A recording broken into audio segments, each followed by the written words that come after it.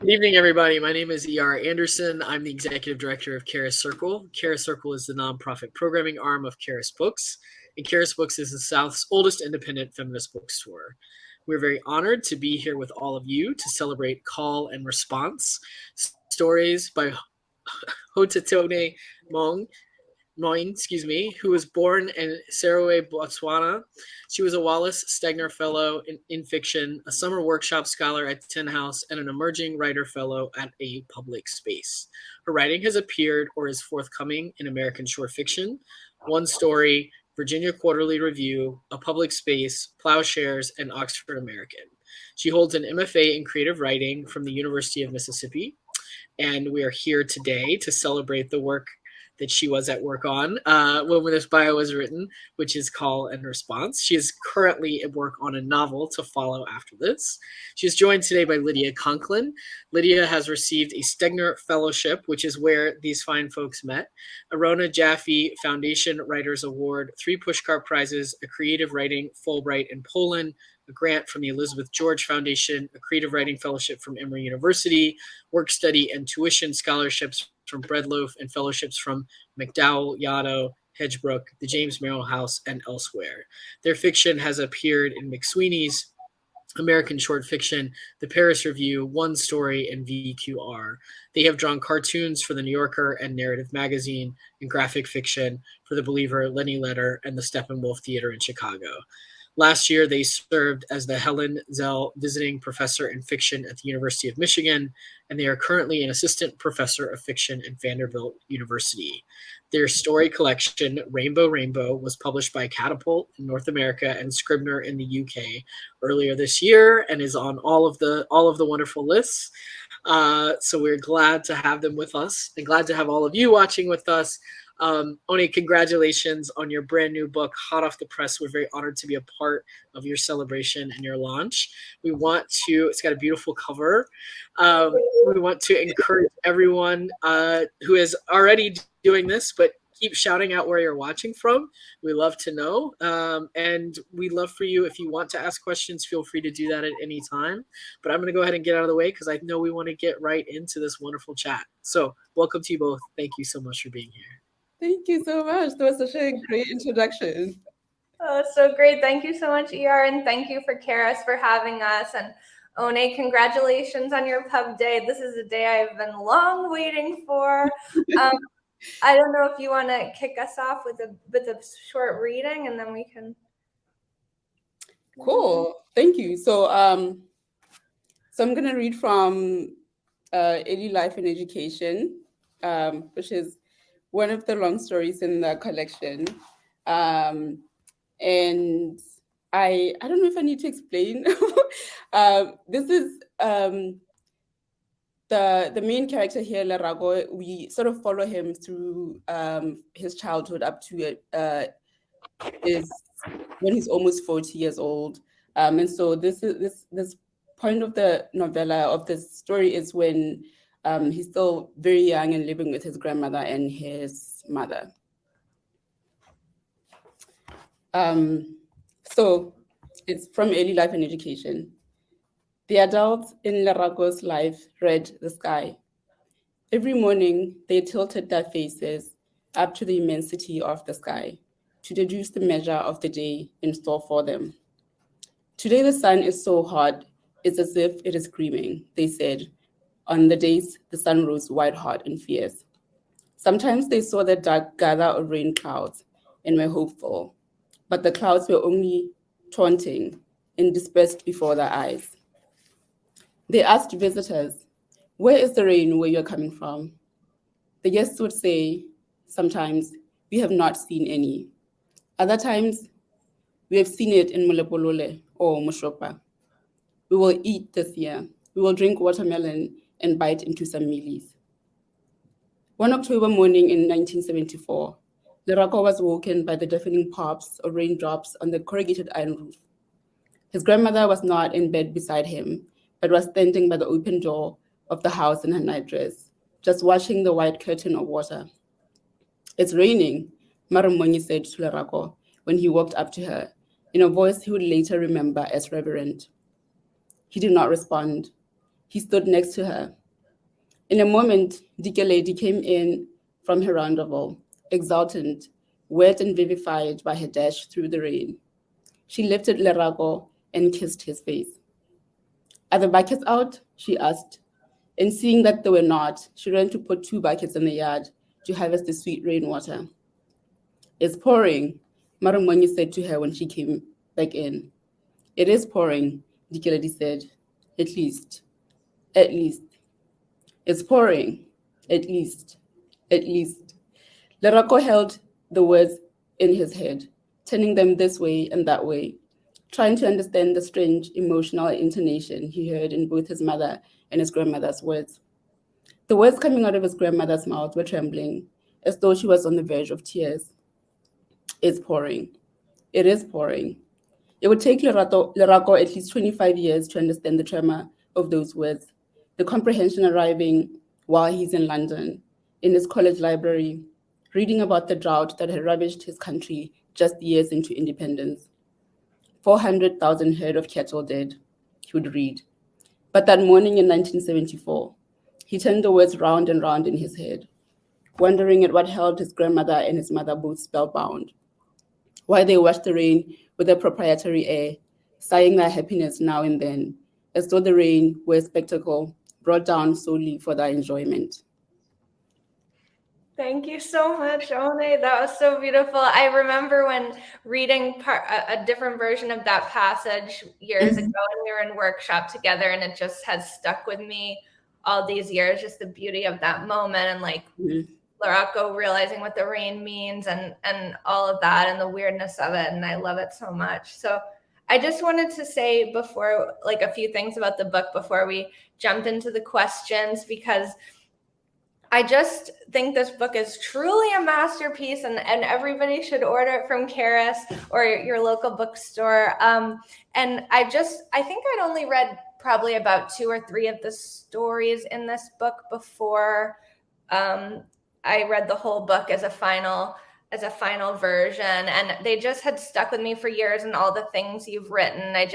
Your writing is just so beautiful, and I was just blown away by like the scope of time in this book and the landscape, the emotions in the stories, and how you sort of balance all these like broader sweeping themes with this intense intimacy of the characters' lives and just the deep and layered portraits of the characters and their, surprising and intimate thoughts about sex and death and ritual. And just like the fact that every story in this book, and I'm sure others have said and will say it, is like has the impact of a compressed novel with like, and even in just the part you just read from with that time jump to like Lerago reading about the rains and realizing later in his studies like what the impact was and what the history was that he didn't understand at the time is just so beautiful and sweeping and ambitious. And I don't know. And I feel like also your writing makes me see things in vivid new ways. So before we started, I just wanted to say congratulations on a brilliant collection. And also thank you. Yes, of course. And thank you from everyone for giving us this book, because the world will be better now with this book. So happy. So everybody, please get this book and you will very much thank me. So I just thought maybe we could start with talking about just how this book came to be, like how long it took you, like how long ago you started the oldest story. And then there's so many sort of themes that weave between the stories. And I wondered if like writing certain stories sparked the ideas for others, or how they kind of gelled together as a collection. Yeah. First of all, thank you so much for saying all those like really wonderful things. So I would say that the oldest story in the collection, which is the story Bodies, I wrote that I remember writing that in my workshop, or like I actually remember workshopping that in my MFA program. So that was 2014. And then the oldest story in the collection, or like the most recent one in the collection, which is the last story in the collection, which is the first virginity of G.K. Sarah. that I finished in 2021 during the pandemic when I was back home in Serowe. So that's how long it took for me to complete the book, essentially. And when I was first working on the stories, I wasn't really thinking of them as a story, as a book, or I wasn't thinking of them as like part of a whole. I was just kind of following my impulses in terms of like characters that I was interested in, or like individual stories that I was interested in individual scenarios that I was interested in. And I think now that I'm looking at them as a whole, I am of course realizing that there's so many thematic recurrences, like so many themes that come back over and over again. And I think that I'm realizing I was mostly really influenced by the village of Serowe, which is where I'm from and where my family is from, and where so many of these stories are set. I think most of these characters actually are from Serowe. And Serowe is, for me, such a complicated and like really fascinating place, which I love, but I love with the complicated love that one has to their hometown. But I was really interested in writing about characters in Serowe. I wanted to write about people in Serowe, and I wanted to write about women in particular in Serowe. And so I realized that a lot of the stories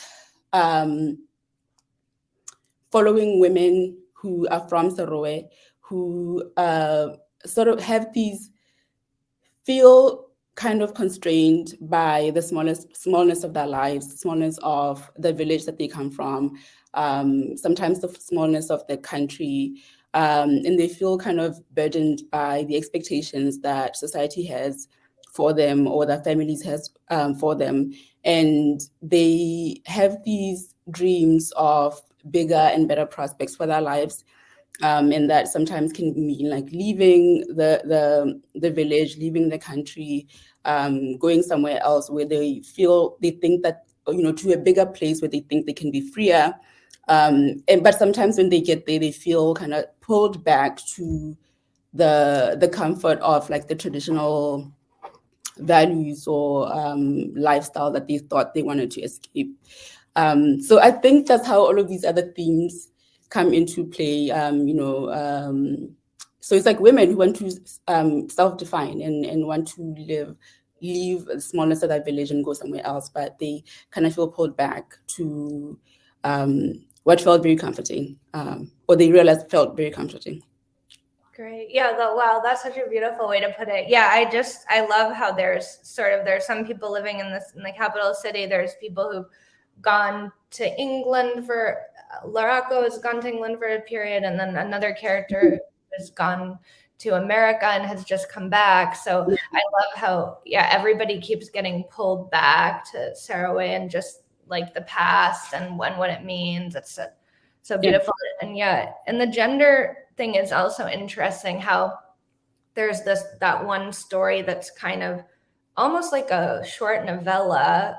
The Early Life and Education is the only story with a male protagonist, although there are men that are like very, intimate, careful portraits of men that pop up throughout as side characters. Yeah.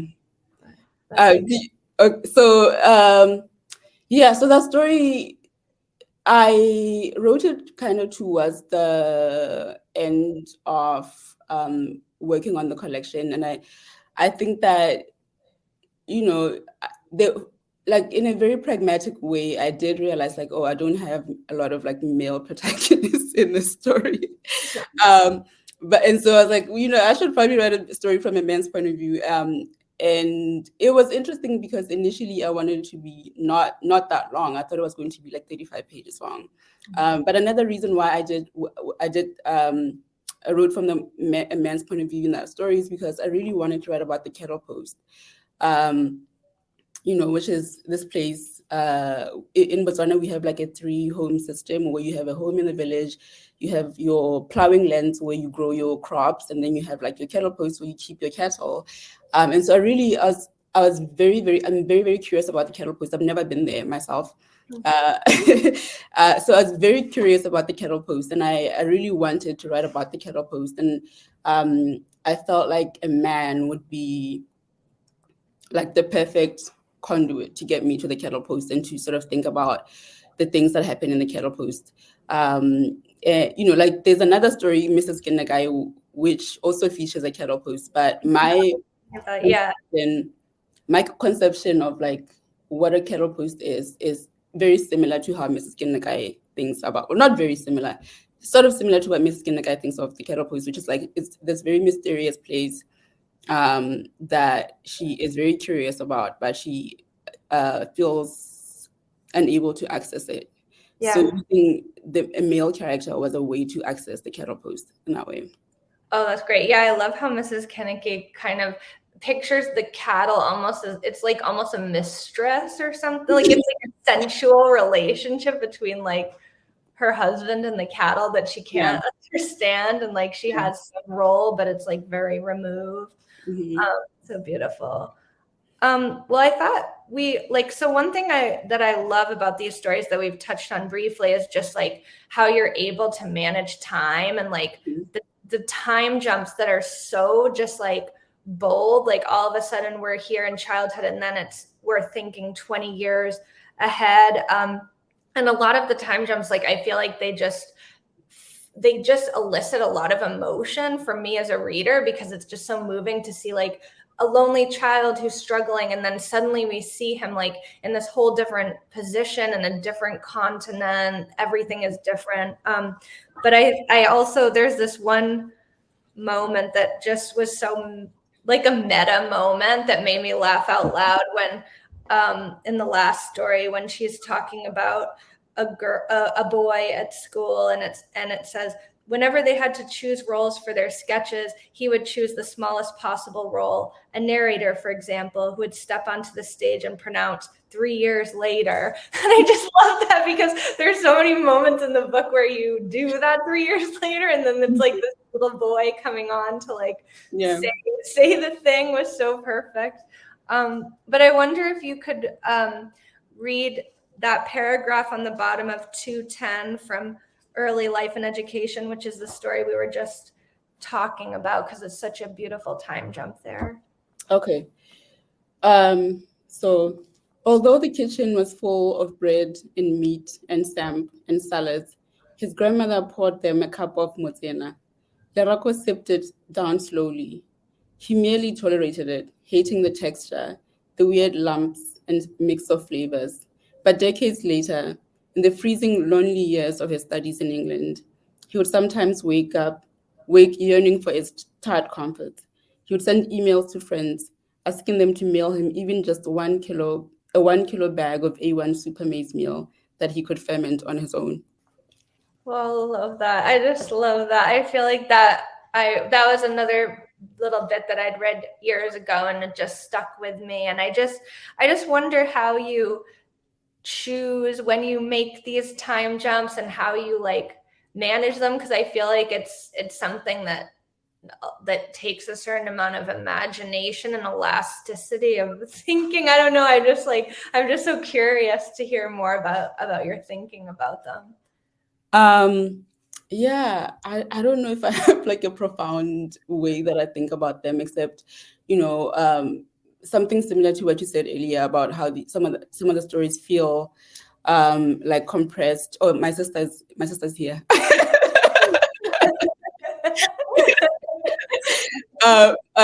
Hi. So you were saying earlier like how some of the stories feel like compressed novels, and I think that I do think of myself very much as a short story writer, but I think that I have like a novelistic sensibility in that I'm very interested in not just like exploring like a singular transformative moment of a character's life, but thinking about what happened before that transformative moment and what happens after that transformative moment. I mean, in some ways, I think of it as like a very generous way to approach character, because I don't know if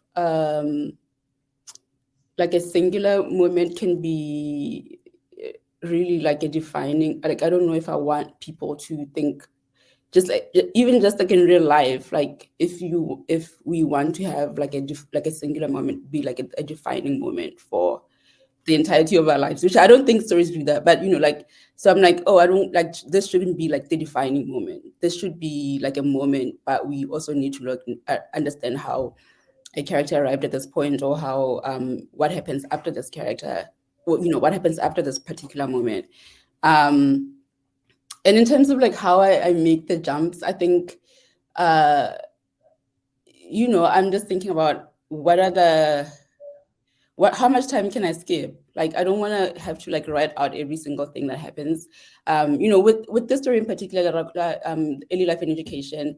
I don't know if you remember this. I came into this workshop actually with 20 pages of the story, and I was like, oh, I think the story is going to be maybe like 35 pages long, and I remember our professor Adam Johnson just being like, this feels like a novel to me, and I was just like, no. I remember how you used to, like, almost every story you would bring in, so the workshop leader would be like, this feels like a novel, and you'd be like, no.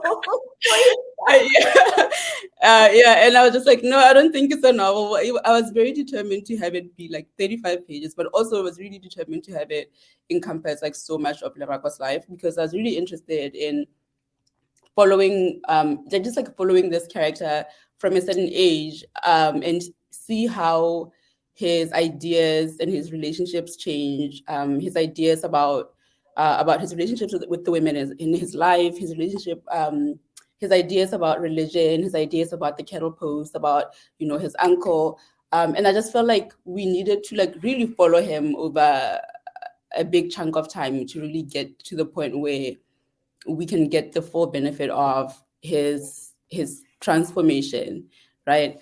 And so in terms of like, where am I jumping to? I just feel like I'm jumping to a moment that feels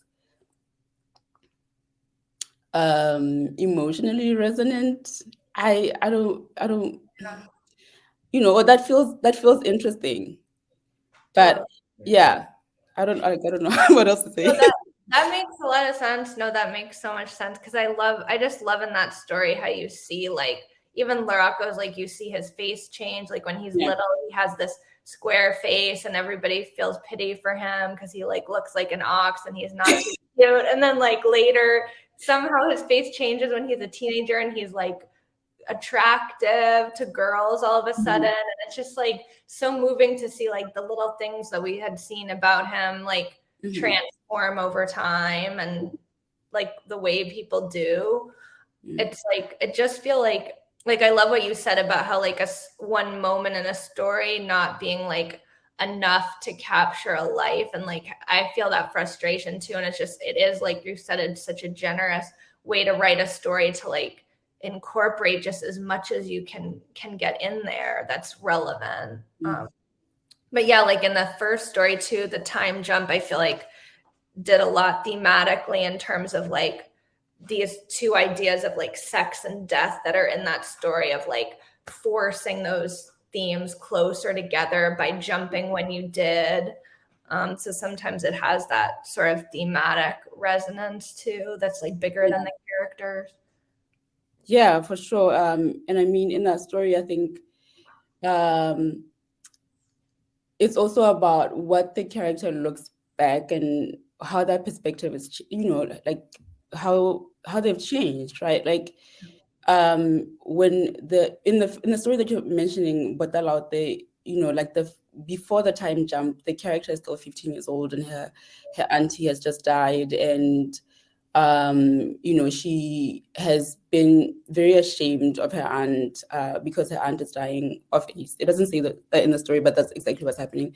Yeah. And she's really ashamed of her, and she doesn't take care of her. She like really runs away from the responsibility of taking care of her aunt. And then years later, she's sort of remembering with her friends and other people in her life.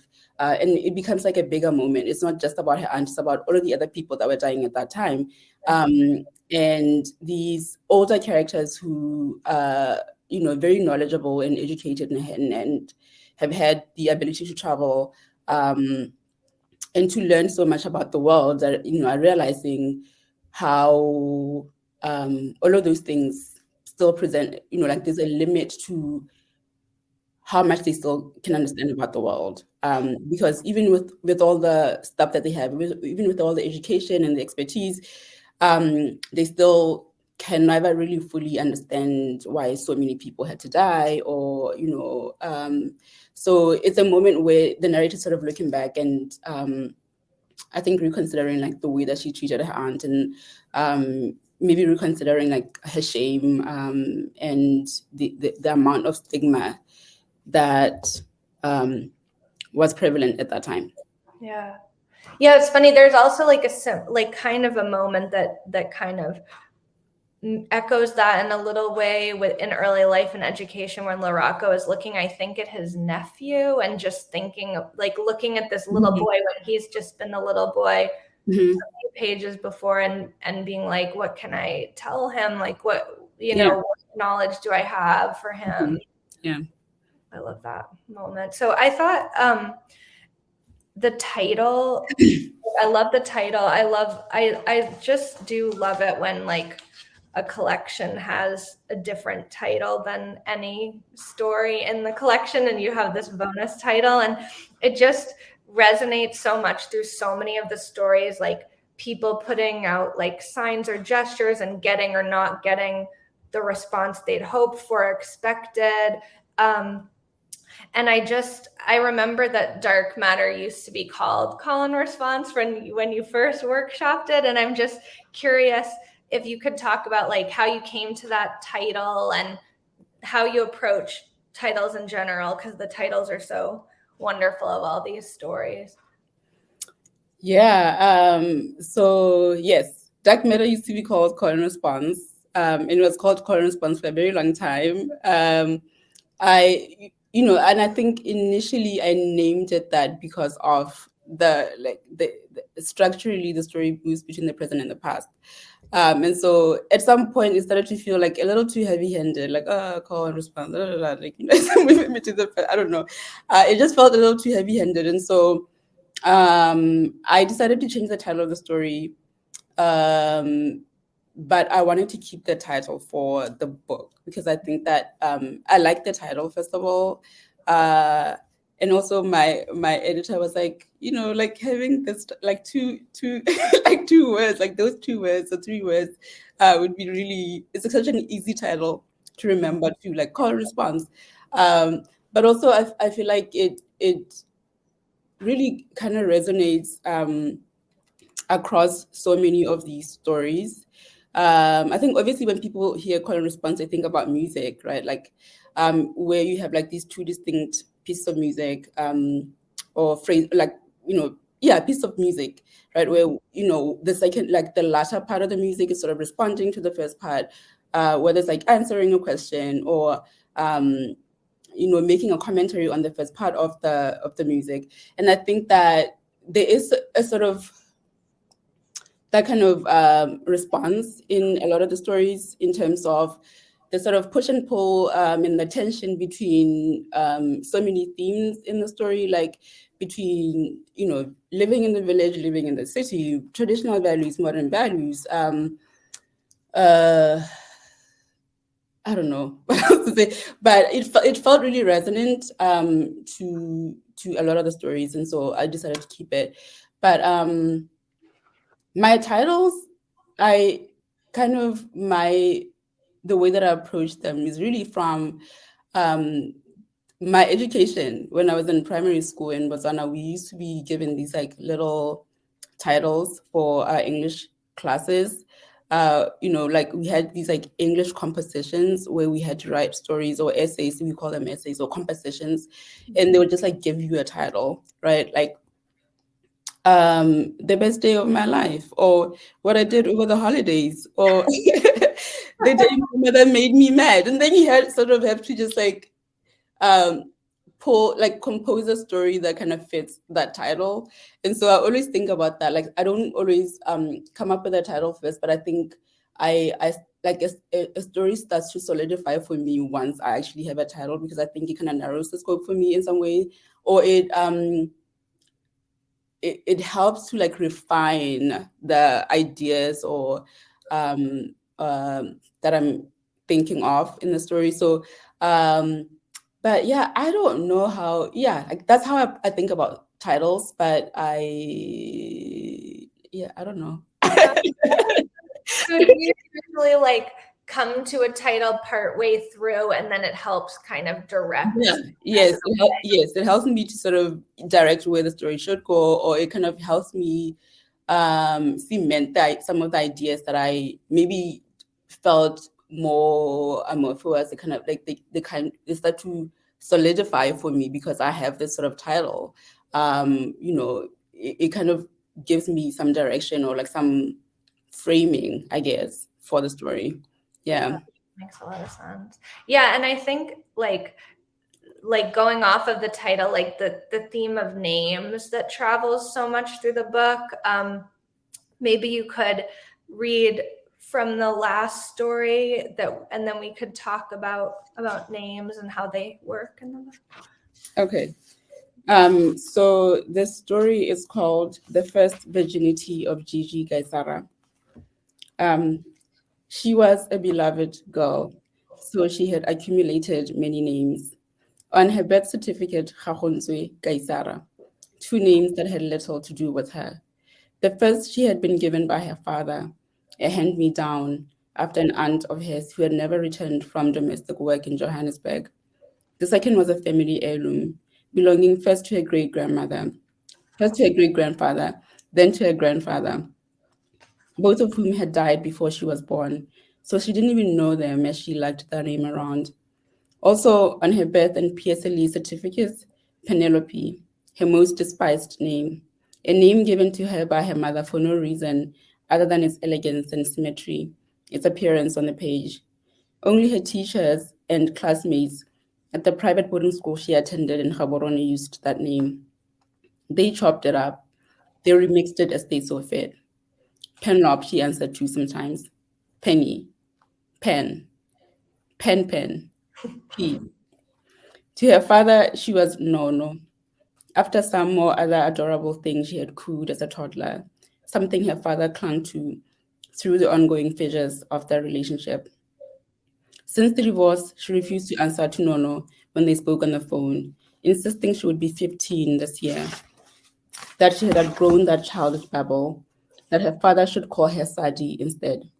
Sadi was her home name, the name her mother called her, a diminutive she shared with half of the girls in Botswana ward, a name heralding the women they would grow into.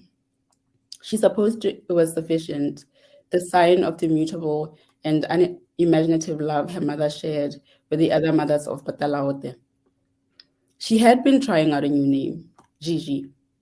Call me Gigi. I'm Gigi. In her notebooks, Gagonzwe Gigi Gaisara. Gigi Gaisara. Scribbled in her copy of A Midsummer Night's Dream, her Tricolore Troisième, her IGCSE Modern World History, 3rd edition. Another thing, she had just finished reading Steve Biko. Consequently, she sat at her dressing table, a plastic bag open on her lap, full of the hair that she had just scissored off her head. I must to the barber, she chuckled to her new image in the mirror.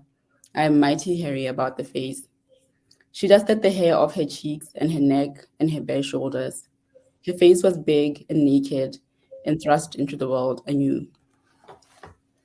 Thank you so much, Oni. I love that story so much, and I love how the naming works in that story and how she wants to be called Gigi, and so like in like the exposition, it's like Gigi is her name, and then like the other people just keep calling her like Penelope or whatever they want to call her, and it's just like so that sort of dissonance between like the way she's thinking of herself in the exposition, the way people are talking about her so powerful. But I love how the whole way in the collection, like names just keep coming up. Like at some point, someone gives a false name of like Estelle to a man that she's trying to pick up is the best false name you can pick. And then just like how some of the names like denote motherhood or different things about people. Culturally, and I'm still haunted by like that one moment you have in Dark Matter where Nemetso hears her, I think it's Nemetso hears her name, Yeah. like she realizes no one has pronounced her name correctly in so many years. She's been living in the US, and it's like this call to go back to Botswana is such a beautiful moment. And then even there's moments about naming that aren't about like the names that we have, but like the way we call things, what they are. Like there's this moment when Laraco's uncle, I think, asked him for tea, to get him some tea. And he's like, but uncle, I'm a baby. And everybody laughs because it's like so funny that because a baby would never call itself a baby. So it's just such a hilarious moment and like an uncanny moment of a baby actually saying that it's a baby. So I just love that theme. And I wonder if you could talk more about like maybe what inspired you for that theme and like how you were able to carry it through in so many different brilliant ways through all the stories. Yeah, so I mean, I don't think there's really no other way of me talking about naming without really just talking about my own name. And, like I think that I'm particularly interested in names because of my own name and my own relationship to my name. And you know, I think that my name is actually a very straightforward name, but it's not common even in Botswana. So people usually call me something else, something close to my name. But yeah, I think much like Gigi, I also have like many names. People call me different names. Wherever I go, I get a new nickname. At home, I'm called many different names. You know, like, you know, my brother would call me something else. My cousins would call me different names. So I'm very curious. So I'm always really interested in the power of names and whether names can affect your personality. You know, like if if here I'm called One, and at home I'm called something else, which I'm not gonna say. Like, am I a different person in those different names? And it's really interesting because like my name, I'm just gonna say what it is, but you know, my name Gothataone.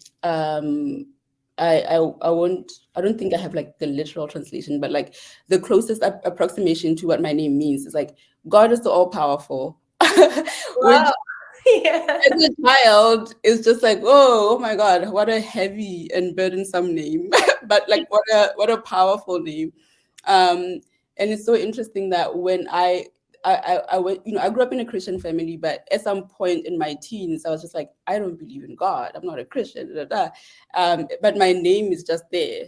And it's also funny because I'm like the least religious of all my siblings. And so my mother gave me this name. It's so funny to me that I can't escape religion or I can't escape God because of my name.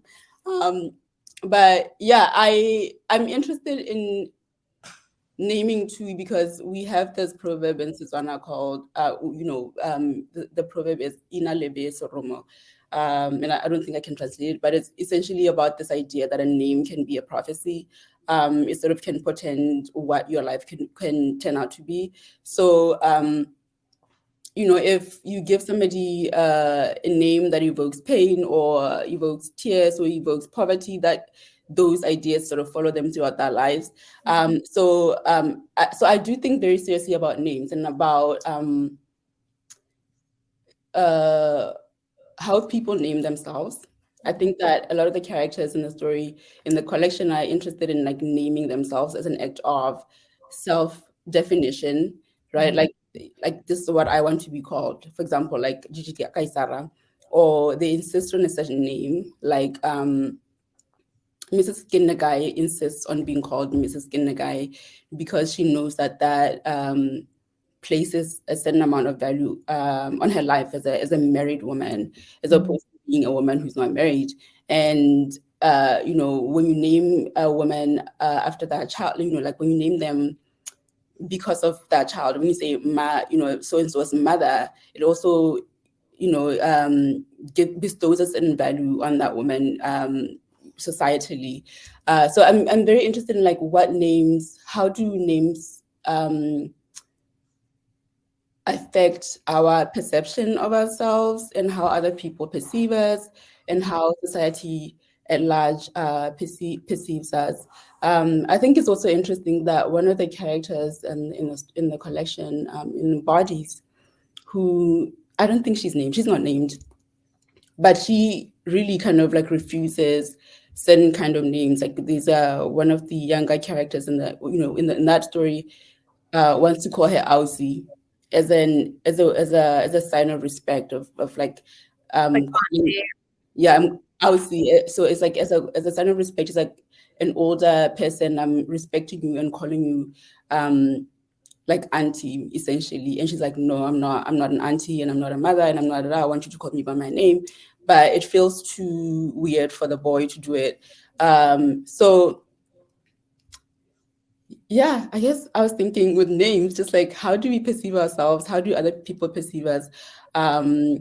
What kind of cultural, familial, historical value do these names give to us?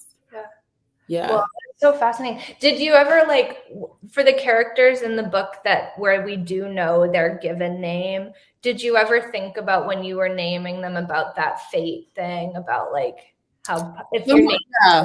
I mean, for sure, some of them I tried to give them just like a very kind of neutral name. Some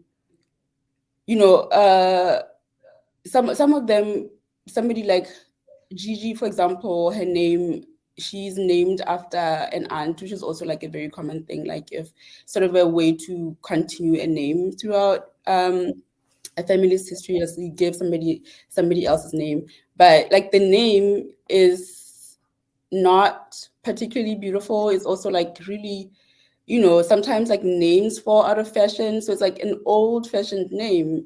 And it's a name for this young girl who's like trying to define herself in a certain way. And so she's like attempting to name herself something that feels much closer to her personality. Let me think about other names. And no, some of them I think are just like names that have like positive connotations, but they don't necessarily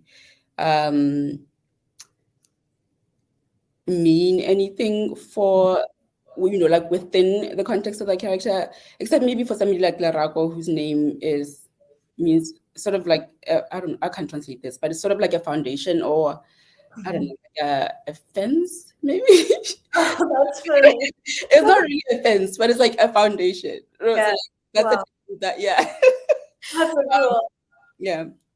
Yeah, I love that moment when Gigi is like, has the boy she has a crush on, and she's like, I'm Gigi, and he's like, no, you're not, you're Penelope, like I'm in your class. And she's like, oh, like it's just like so deflating because she's trying to redefine, but then it's like it's too late. So I love that naming theme. But I was curious to ask about revision too, because I read some of the stories earlier and they'd gone through so many transformations, and I'm curious how you like approach revising the stories. Yeah. I think when I'm revising, I'm figuring out what I want the story to be about. Like sometimes you have sort of an idea of, I think the story is going to be about this, but then when you're working on it, and when you're doing your revisions, it's sort of guiding you towards somewhere else. And so in my revisions, I'm really trying to cut down. Yeah. I know that's like maybe unbelievable because of how long some of these stories are. But I am essentially, but I am really trying to like cut down some things that feel superfluous maybe. But also I'm trying to get to the idea, to like really figure out what is the story about. I don't have any like strategies or anything like that, but essentially that's what I'm doing. I'm just trying to figure out like, what is this story about? Where is it leading me? So it's kind of a different path every time, like to get to that. There's no like method of revision. It's just kind of like that's your goal, but then every story has a different path. Yeah, I mean, I don't have a method except, like if we're thinking about it as a process of like, it's just like I am printing something out. I am going through, every page of it and making changes and notes longhand, and then I'm retyping them, and then I'm doing the same thing over and over again. So essentially, I'm doing that, but I'm trying to get to the point. I'm trying to get to an idea that feels real and true and accurate for that particular story. Yeah. Right. That's so great. Well, so I thought maybe now you could read a little bit from Dark Matter, and then we could talk a bit about time and how it's working. Okay. Yay. Okay, so Dark Matter. Okay, so I'm just gonna start reading without saying anything beforehand. Is it possible that she once found the city? Okay, let me just say this. This is a story about the character who has been in the US and now has gone back to Botswana. And so she's sort of trying to readjust to life back in Botswana. That's all I wanted to say. So is it possible that she once found this city inscrutable? Now, even with the tall buildings in the new CBD, she sees Gaborone for what it is, a scrappy upstart of a city, punching above its weight, a national habit. Gap City, Mageba, Mushat, they used to call it. Is it possible that she was once that young? She had taken combis everywhere, buying cheap jewelry and clothes that never lasted beyond a year. When she went back home, her mother would hold the dresses and tops up to the light and point out the faulty seams, the cheap material. The city admits Nametso back without resistance, and she arrives at Situnya school far too early. The campus is dull and eerie, so she retreats into the car in the empty parking lot.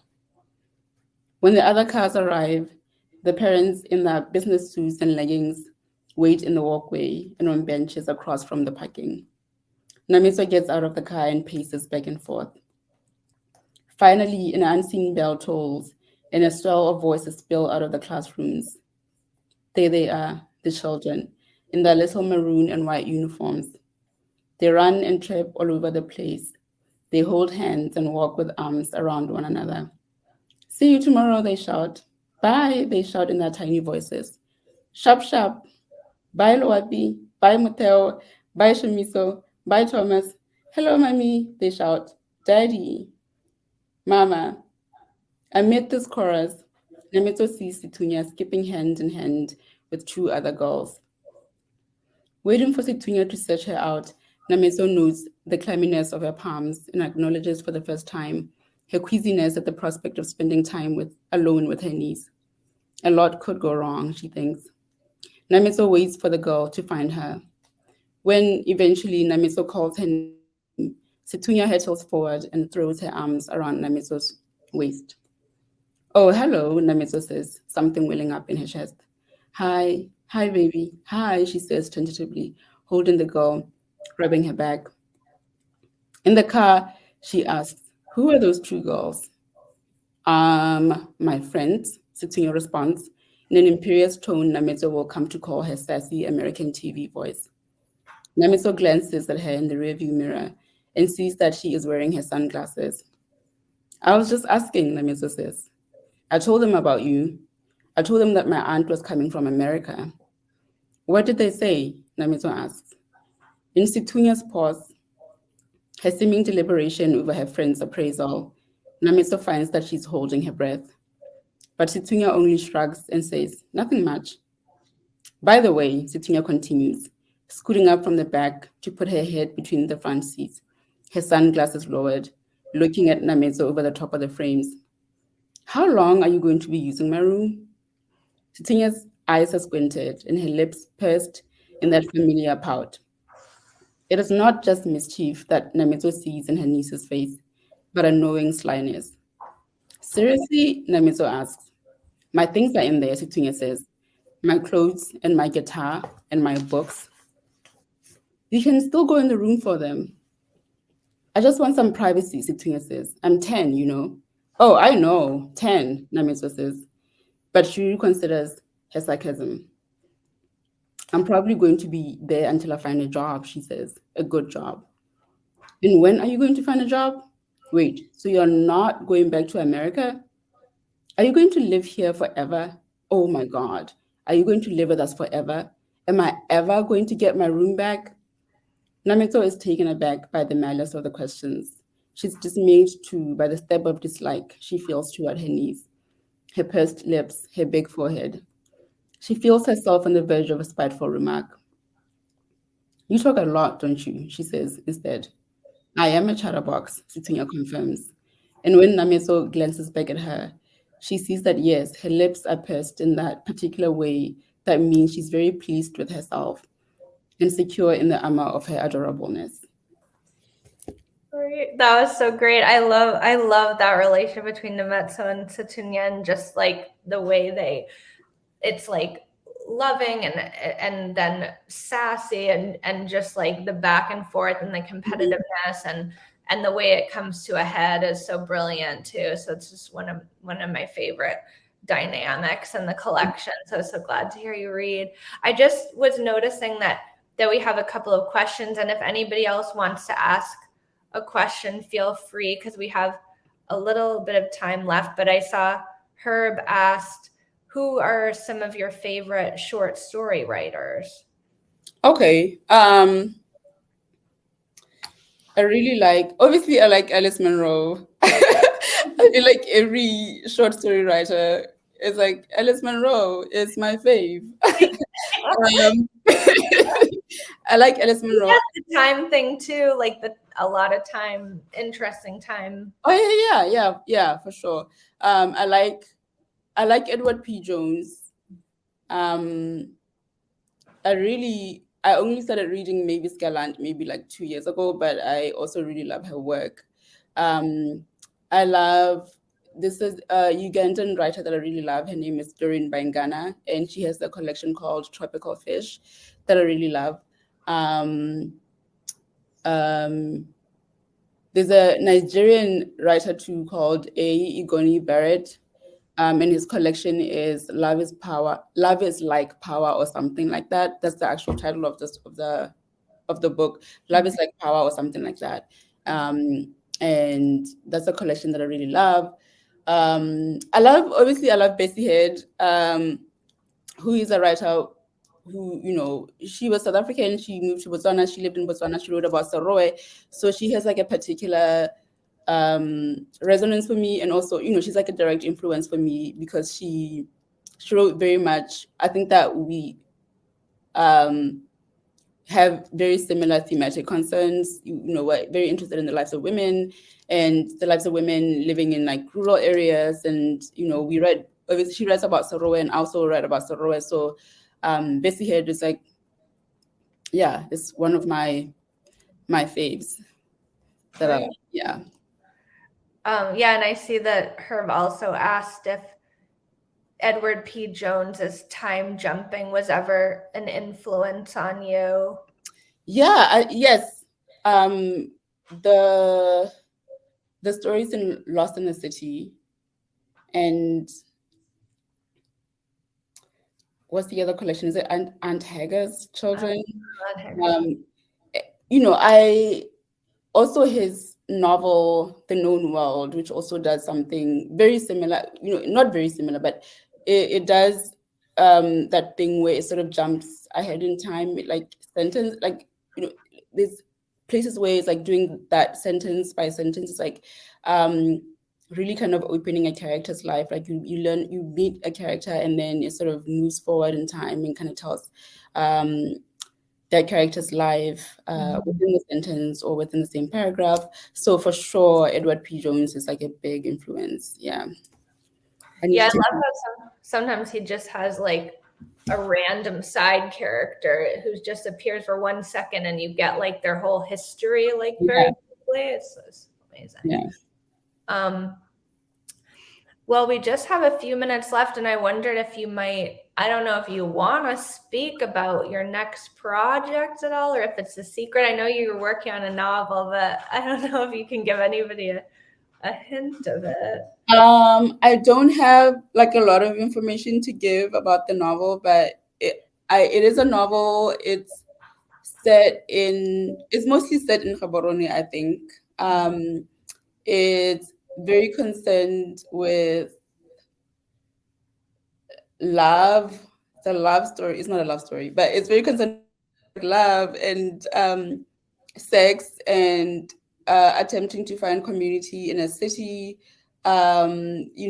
Characters who feel lonely and somewhat alienated in a city trying to find community. That's it. That's all I can say. That sounds great. I'm so excited to read it. Oh, and I guess we have one more question, which is, can you speak about your publication process and what was the most surprising part, the most challenging? That seems like a good last question to go.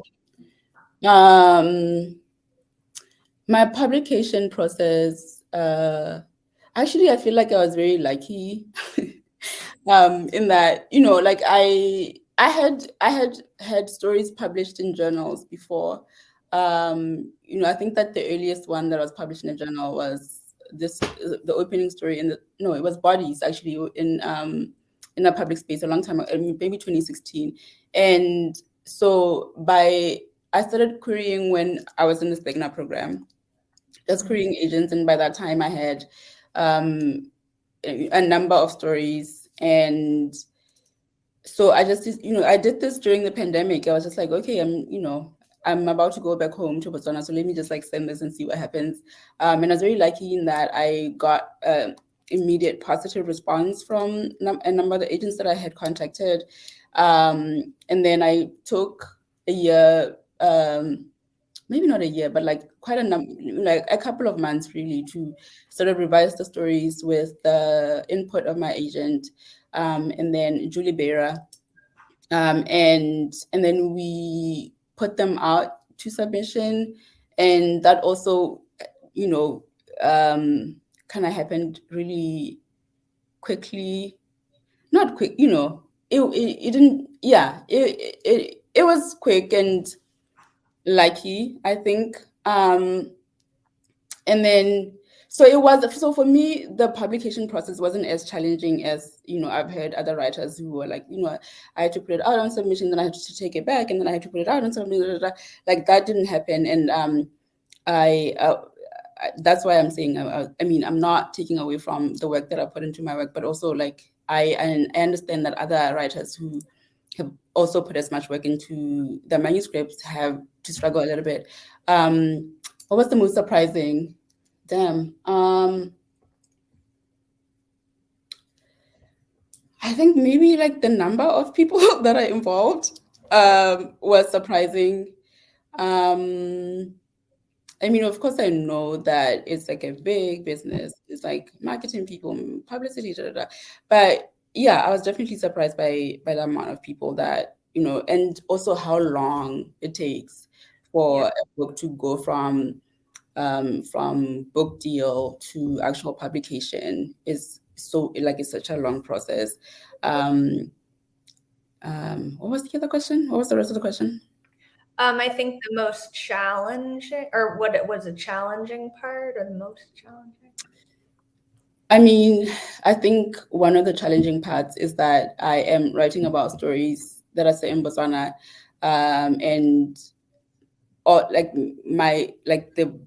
everybody in my publishing team is from the US, and so there's certain things that they cannot pick up on, and so I have to be very aware of like, okay, how. So I have to be very aware of what things are they not picking up on, what things should I really insist on keeping, how can I, like, should I be thinking about accessibility versus like really trying to keep a story authentic, and thinking about who is my actual reader, things like that. That I think that was the most challenging part for sure. Yeah, I can imagine that. Cool. Well, I think we're about out of time, but thank you so much, One. And please, everybody, buy this beautiful book. Here it is one last time. Thanks, everyone. Thank you so much, Lydia. This was so much fun. Talking to you. Yes. Thank you both so much. I want to encourage folks, it's just one click at the bottom of your screen. Press this teal button to buy call and response from Charis. It really does help us when you buy event books from us. If there was somebody that you're like, man, they should have been here with us to watch this wonderful event tonight, let them know that it will be up on our YouTube channel in the next day or so. They also can come to this URL and just watch the replay immediately. So if you have friends or family who should definitely check this out, please let them know, colleagues, anyone. We would love for more folks to celebrate One's beautiful book and work.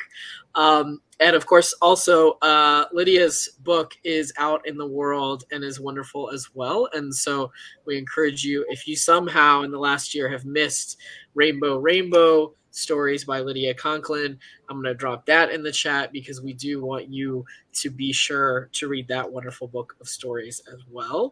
And finally, I just want to say thanks again to you both for being with us. Congratulations. I hope that you both have continued success, and we would love to host you in person one day. Yeah. Thank you so much for everyone for coming. Oh my God.